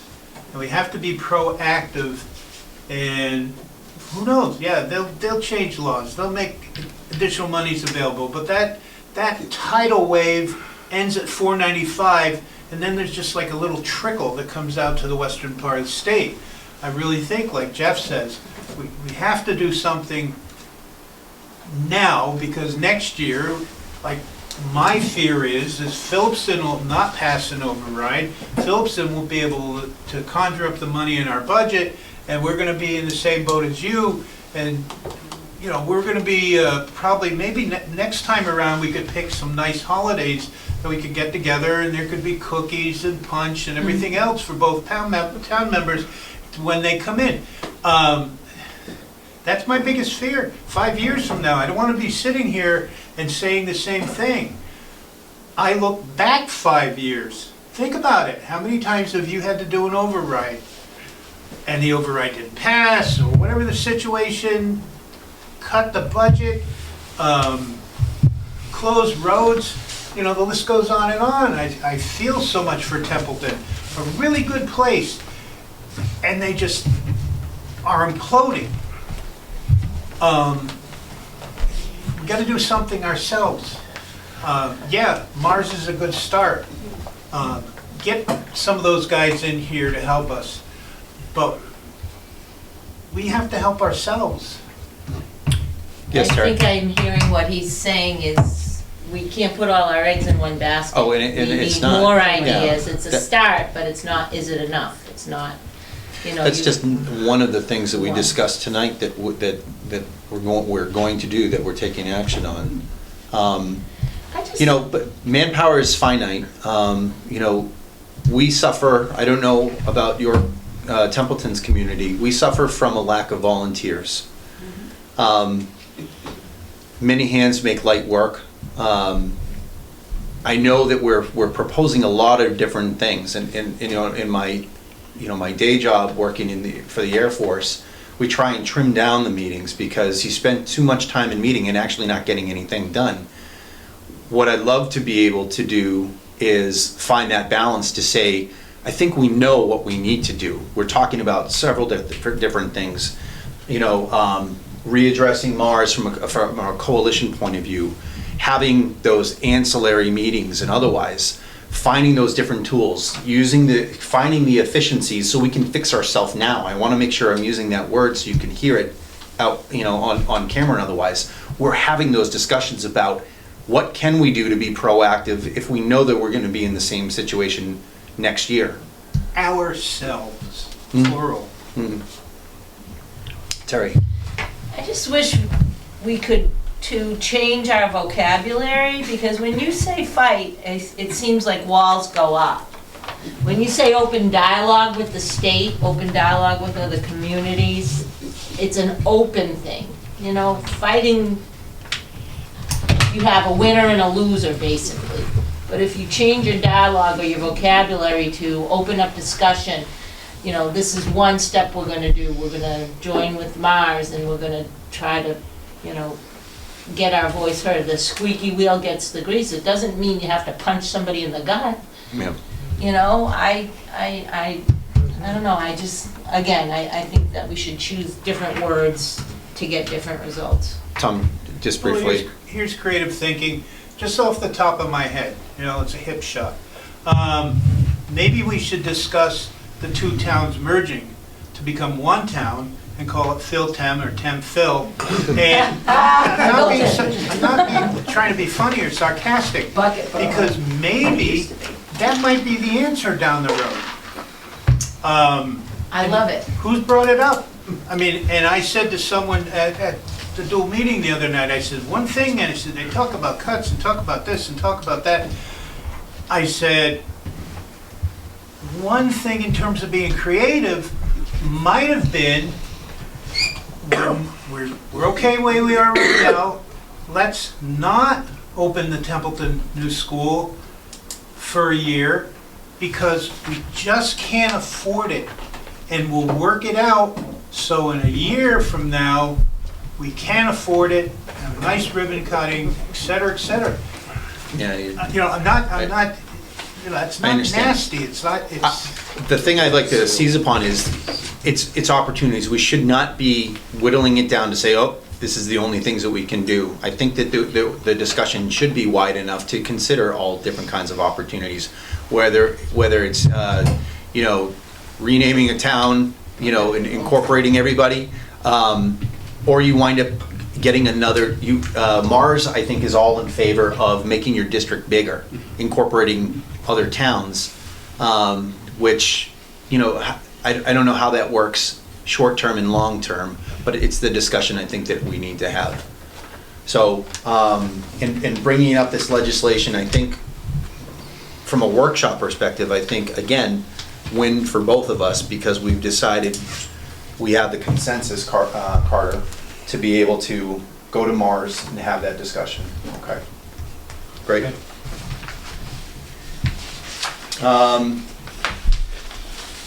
Kim, I don't think there are any other areas of joint interest discussing. I know that we talked about that one.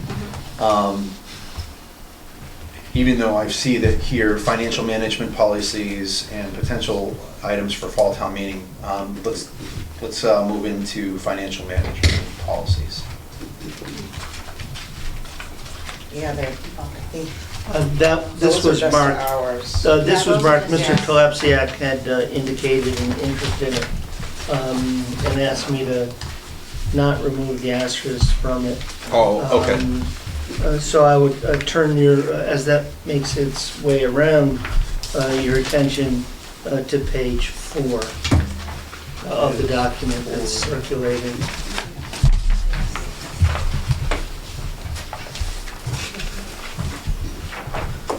And so that the Phillipston board understands, Templeton has created a set of financial management policies that give guidance to me and the staff as to how we will prepare the budget, how we will calculate revenues, how we will calculate expenses, what our targets are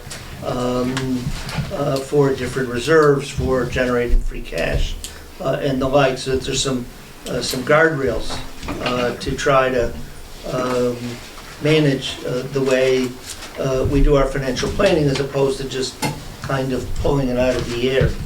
On page 4, item B, Roman 4, small Roman 4, strike that, Roman 5. We assume that we will annually meet or exceed the state's net school spending requirements.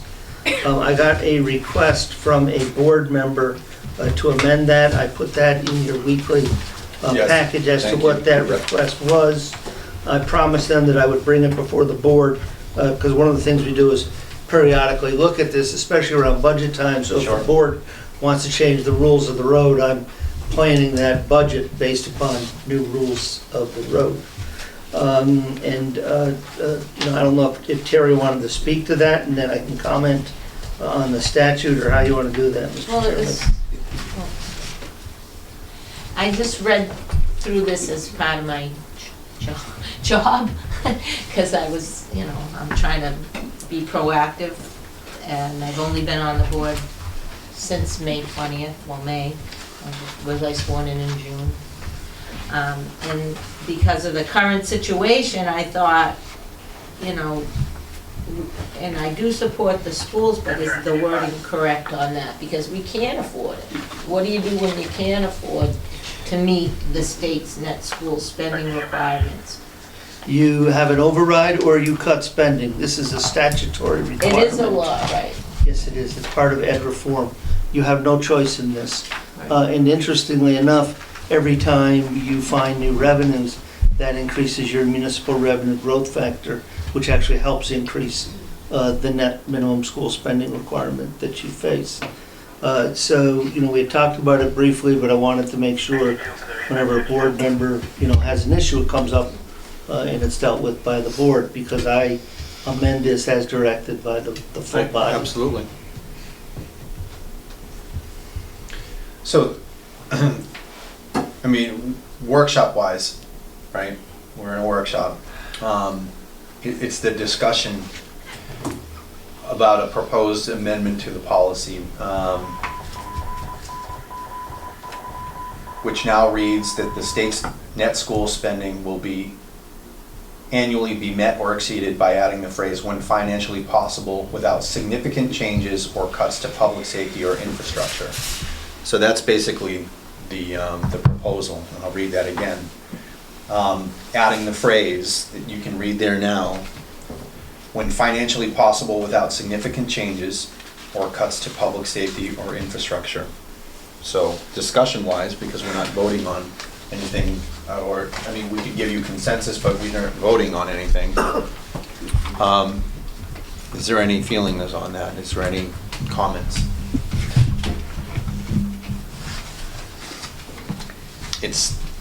We're talking about a statutory item. You either meet it or you exceed it. I think I even spoke about exceeding it in our last, Yeah, I remember that. in the joint town meeting. That's good. That, under the surface of that, it's that trepidation that we feel of minimum, our local contribution, being able to meet that, and that's what scares, if we know that we don't have it, that's what sets into motion the discussions of, as you had proposed here. Public safety, we know, is the largest consumer of our budget, our revenue. I thought it was the school. Well, comparatively, I mean.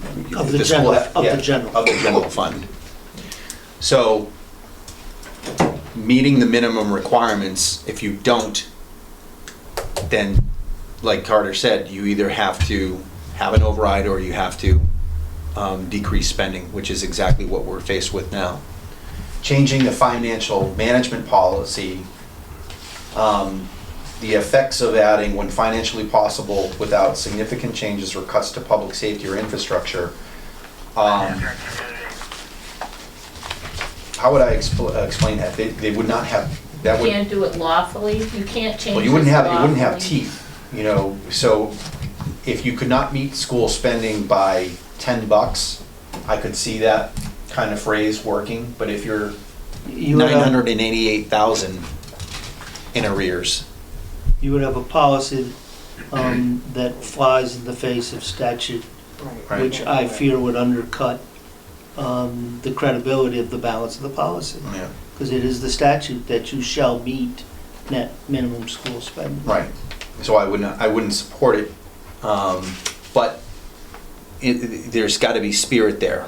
I wanna make sure that we're understanding the spirit, if policy can be amended, because the spirit of it is we're trying to fix something right now. I'm for that, but not when we have a statutory requirement. And we don't have a leg to stand on with the state if we don't. Is that it? It I would wouldn't get know us in how, I wouldn't know how trouble? to add that in It would to our get us in policy. trouble? Yeah. Would it get us in trouble, Carter? Yeah. Like, Yeah. big time? Cost us money?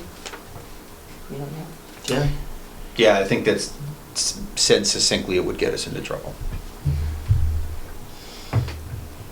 Sometimes it's good to change policy in the middle of a storm, and sometimes it's bad because you're not always thinking rationally. Yeah. I think that right now we're in the middle of a storm, and that's when a lot of policy comes into play.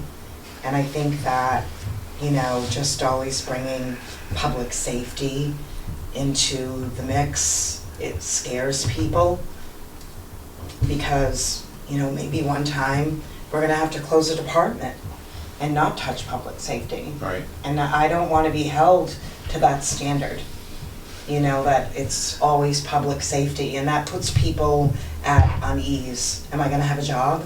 Am I gonna have a job, and why is it always public safety? You know, and people feel that we're holding them hostage. And the townspeople feel like we're holding them hostage. And I don't really, you know, the voters feel like, you know, the legislative body, and I don't really want them to feel that way. That's my opinion on that matter. You know, I agree with you. I think it's a conversation that's good that we have it in a joint forum, because, you know, Templeton, we have 8,000-ish residents. I believe Phillipston, you're around 2,000. About 18 something. Yeah, so I guess my point is, we're not a city, we don't have a lot of wiggle room anywhere. So we talk about shutdowns of towns, we're not thick, we don't have a lot to trim out. Yeah. You either have that Yeah. capability, Yeah. or you wind up not having that capability. But You either have our- that person doing that job, or you don't. But our public from the safety services Phillipston as well, and it affects them. Yeah. We community police. We Mutual come to aid, mutual yeah. aid. We, Frequently, yeah. I mean, and we have to remember that when we are talking about cuts, that we are a party with them, we Yeah. advocate with them. You know, so I just don't want to be held to that standard. I agree, but I'll flip the coin over very quickly. From the school committee's perspective, and again, I think I had mentioned staffing. Again, we're talking about minimum levels. You know, Right. there are people that you need. I know the school committee kept getting hit on the chin during our last joint meeting about being too top-heavy. Which again, I don't advocate for opening up and taking a look at all their line items. I said to Chris and Margaret the other day, I have such a level of trust for how you're administrating what you do on a daily basis. You know, I said during the meeting, I didn't envy anyone on the stage because they were under that pressure. If we get to the point where we wind up having to make cuts, this is on the Templeton side, I would expect them not to envy my position at that point, because like Diane's talking about, I forget what year it was, I think I had just moved to Templeton, but there was a complete shutdown. Oh. They turned off the lights and they said Templeton is not open today. Yeah, no. That's We are the not part that I at don't all. want. And, you know, we have missions, we have staff levels, we have requirements, and I think that this kind of goes back to the core of what when we look at that financial policy, we have our obligations, both municipal and to the school district. And we achieve it with this policy. Thank you. Yeah. So then the consensus would be to not amend the policy. To not amend. Leave it. Okay. There are some other suggestions. Jeff kept me busy in the last day or so. But he and I are gonna take an hour or two next week and Okay. go through this rather than speaking to us Wednesday tonight. morning, I'm free. Okay, we'll talk. Yeah. Okay, I do have one commitment for Wednesday. All right. And they concern a variety of matters. On the fall town meeting also, we have no citizen petition, that window closed. Hit. So, I wanted to give you a heads up of what we were looking at, and to see if there was anything else on your radar, so we can get that draft of that fall town meeting warrant done. Well, thanks to Ruth, I think we can probably follow up on one extra item. Right. So I think that was a And I've good realization added- from our perspective. Thank you. Thank you for that, I appreciate Added it. that. It would be the fall contributions to the stabilization fund, capital, and OPEB. We have to make the annual appropriation of the so-called Uber fund, $37.10. Oh, We're gonna make that part of the consent agenda at the annual town meeting, to just I recall. appropriate whatever funds are received. There's a way to do that. We do need funds. The school district, I believe, declared PES surplus last night. We'll just inspect it to see if it's empty. We'll accept it when it's been emptied.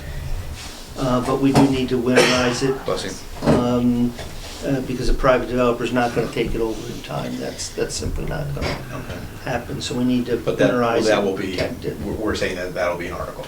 Yeah. Okay. Well, these would be collect. We really want to step up tax title. The town really doesn't do enough on that, and we're falling way behind. We sent 7 parcels to land court. They will cost approximately $15,000 between just those 7. And I have another 84 parcels, so I want to try to become more aggressive on this. Main Street Bridge, as you know, is one way. Strike that 1 lane. Yeah. To get to 75% design and environmental permitting, we think will only cost about $200,000. Okay. The total bridge will cost you about $2.25.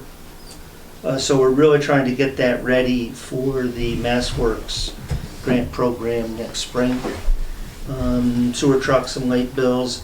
CPA has a couple of articles, including the Stone Bridge. And we got 3 items back from the AG's office.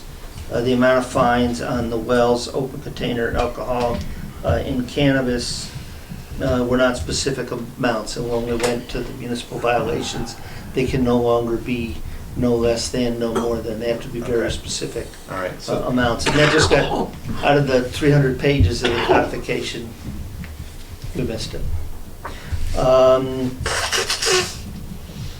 And then, frankly, I was very surprised at the last town meeting where the right of town employees or subject matter experts was challenged on their right to speak.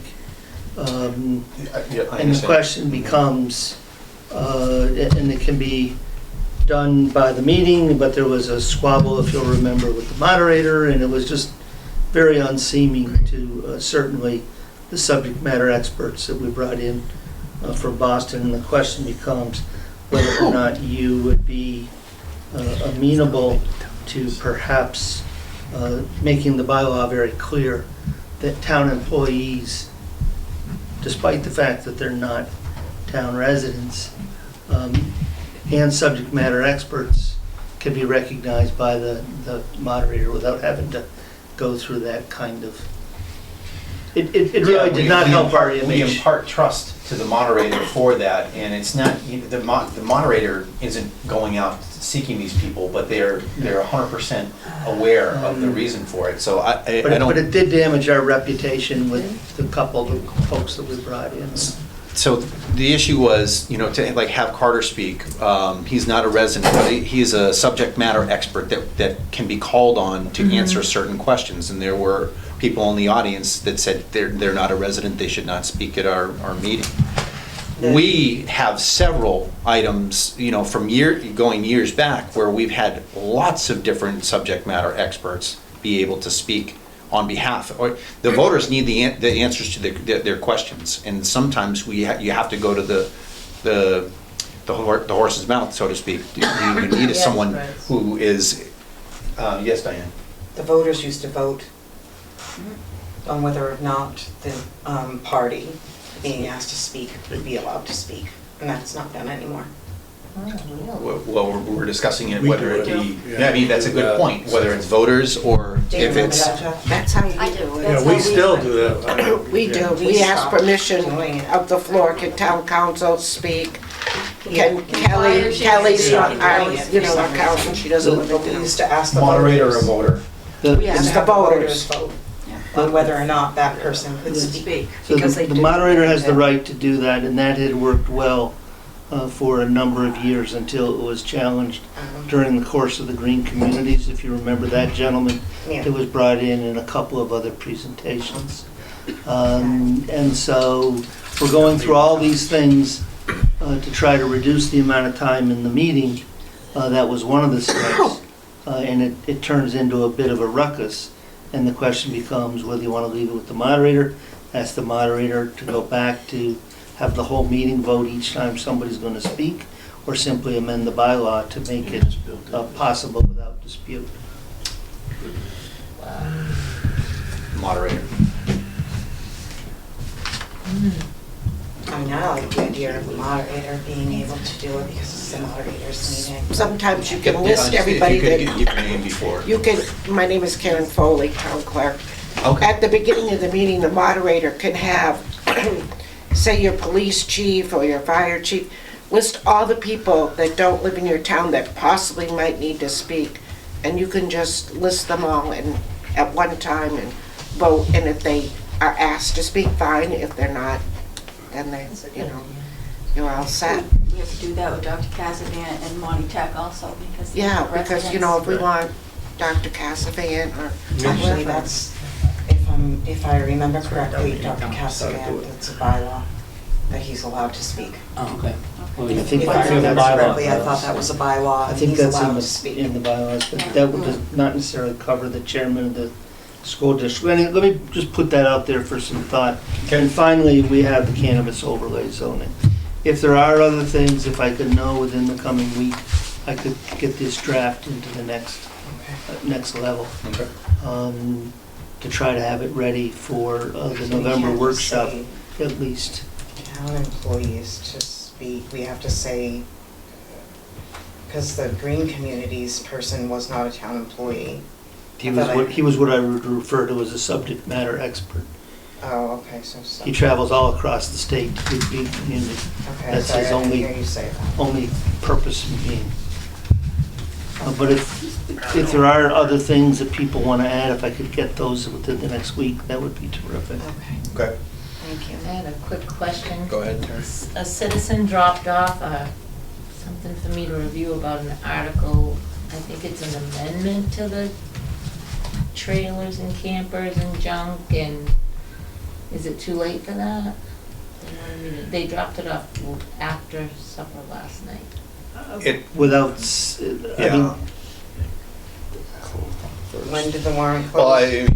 I don't two know. things that I would think, I know we have ongoing litigation with something that is concerning that, but I would also, if it's a citizen's petition, That's Supposed too to be late, dropped but off they, to the Yeah. town clerk, I mean, and there's rules and procedures to go through. yeah, citizen petitions are closed at this point. If the board wants to add something, but without seeing it, I have no idea what this is. Are you there? it sounds like I mean, I think I can understand where it would be coming from, but if it's a change to the bylaw, we would have to consider it. I would bring it to our next business meeting, even for discussion. So should I get a hold of Holly and put it on the agenda?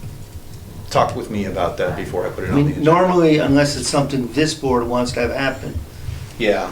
we require that it be a citizen petition. Yeah, And we we don't should- pour I town just need to council know- money into it. Yeah. Because it sounds like it's leaching into another issue that we do have litigation going on with, so. I wouldn't be walking down that road. No, Everybody we'd have should to be at treated least the see it. same. Yep. Like, I have no clue what this thing is. My spider sense tells me. I know. Yeah, right? I think you have good spidey sense. I know Yeah. what this is all about, yes. Okay, Lucky Mr. me. Terenzini, that's the last potential item for fall meeting, other than the do-outs that you had asked for. Yep, unless there's something else. There's nothing else on the agenda. Kim, usually in our meetings at the beginning, I know this is a workshop, we ask if there's any public comment. What I really enjoyed this evening was the interaction from your constituents. I think it's excellent, the way that we have the interaction. Since my time on the Board of Selectmen, I know that that's been lauded to us, that we interact, we don't cut down speech or otherwise, but I don't know if it's the end of the meeting, if there's anyone else that had any other public comments, do you want to allow that, or? We don't normally. Okay. Because they're not shy during the meeting. Okay. Said everything Honest we need to guy. say. Yeah, that's why Terry's good. Okay. He says it the way. Usually I'd catch them before they adjourn. I'd say, Yeah, it would be like burning. Yeah, people know just by Okay, practice. great. Yeah, so- We have nothing else, we've exhausted the agenda. Go ahead and entertain a motion I'll make to a adjourn. motion to adjourn our meeting. We have a motion. I'll second that. Okay, motion to adjourn. 8:30. All in favor of All those in concluding favor? this workshop? Say aye. Bye. You know? One more Great. thing. Usually it started out. Thank you. Always want to Appreciate it.